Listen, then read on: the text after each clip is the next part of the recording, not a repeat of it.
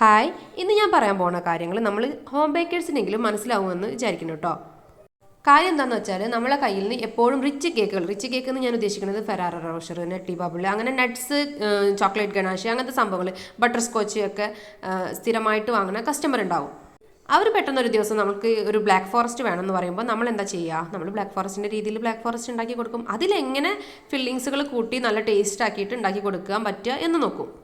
പക്ഷേ എങ്കിൽ ഇവർ ഈ ബ്ലാക്ക് ഫോറസ്റ്റ് കഴിച്ച് കഴിഞ്ഞിട്ട് നമ്മളടുത്ത് പറയൽ നമ്മൾ ആ ഒരു ആദ്യം കഴിച്ച കേക്കിൻ്റെ ആ ഒരു ടേസ്റ്റ് ഇല്ല എന്ന് പറയും. അതെങ്ങനെ ഉണ്ടാവുക? ഉണ്ടാവില്ലല്ലോ. എല്ലാ കേക്കിനും അതിൻ്റേതായിട്ടുള്ള ഫ്ലേവറും ടേസ്റ്റും ഒക്കെ വ്യത്യാസമുണ്ട് എന്ന് കരുതി നമ്മൾക്ക് ബ്ലാക്ക് ഫോറസ്റ്റിൽ കയറിയിട്ട് നട്ട്സ് ഇട്ട് കൊടുക്കാൻ പറ്റുമോ? ഇല്ല. അതുപോലെ ചോക്ലേറ്റ് ഗണാഷോ ഒക്കെ ഉള്ളിൽ ഫില്ലിംഗ് ആയിട്ട് കൊടുക്കാനൊന്നും പറ്റില്ല. കാരണം നമ്മൾ ആ ഒരു പ്രൈസിനാണ് നമ്മൾ ആ ഒരു കേക്ക് സെയിൽ ചെയ്യുന്നത്. അപ്പോൾ അതുകൊണ്ട് തന്നെ ആ ബ്ലാക്ക് ഫോറസ്റ്റിൻ്റെ രീതിയിലായിട്ട് കാണാനായിട്ട് ശ്രമിക്കണം. ഈ പറഞ്ഞത് ഈ കേക്കിൻ്റെ കാര്യമല്ല കേട്ടോ. ഇത് നമ്മളെ ഫേവറേറ്റ് കസ്റ്റമർ കൊണ്ടുപോയിട്ടുള്ള കേക്കാണ്.